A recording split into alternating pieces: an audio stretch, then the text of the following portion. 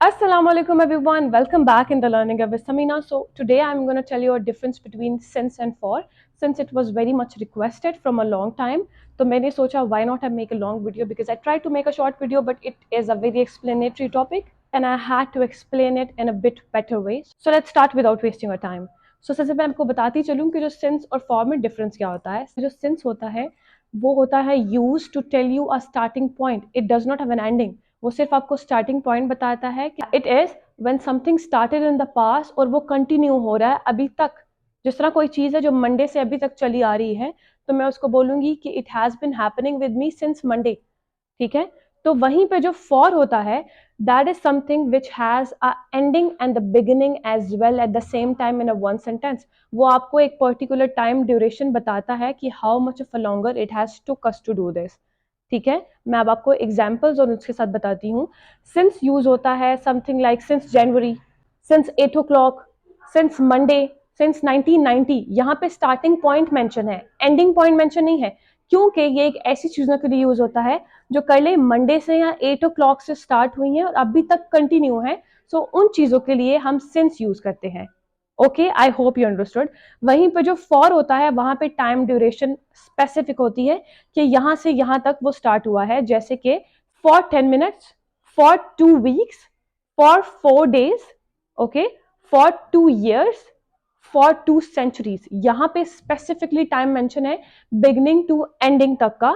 Since की तरह नहीं है, कोई ऐसी चीज नहीं है कि जो कंटिन्यू हुई हो. अब मैं आपको इसकी एग्जाम्पल देती हूँ, एक एग्जाम्पल दूंगी बट उन दोनों में डिफरेंशिएट बताऊंगी ताकि आपके लिए इजी हो to understand it. For since we say he has not eaten since 7 o'clock, मतलब उसने 7 बजे से कुछ खाया नहीं है.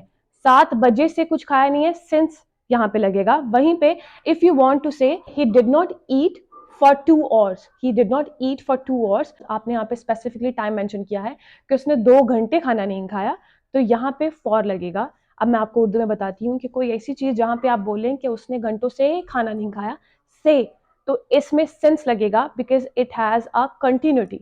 लेकिन वहीं पे आप अगर बोलेंगे कि 2 घंटे खाना नहीं खाया, घंटे खाना नहीं खाया, वहां पे फिर फॉर लगेगा. से सेंस लगेगा, कहीं पे स्पेसिफिकली बताया गया है कि 10 मिनट से नहीं खाया, 2 घंटे से नहीं खाया, 2 वीक से नहीं खाया, 2 डेज से नहीं खाया, 4 डेज से नहीं खाया, 1 ईयर से नहीं खाया, इम्पॉसिबल, बट वहां पे फॉर लगेगा. ठीक है. अब मैं आपको इसकी एक और एग्जांपल दूंगी. I have been working here since June. मैं यहाँ पे जून से काम कर रहा हूं. यहाँ पे आप क्योंकि अभी तक काम कर रहे हैं, कंटिन्यूटी है, तो यहाँ पे आप सिंस यूज करेंगे.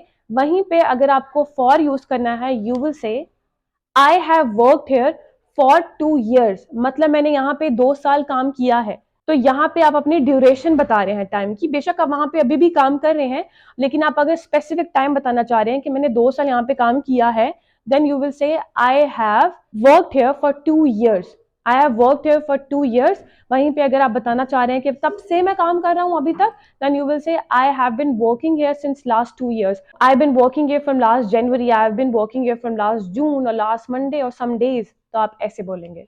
I truly hope you understood. I tried to make it in a very easier way कि आपको समझ आ जाए. Let me know in the comment section below. And thank you so much for the suggestion. Many people have suggested me to make a video on this and I made it. And I hope you like it.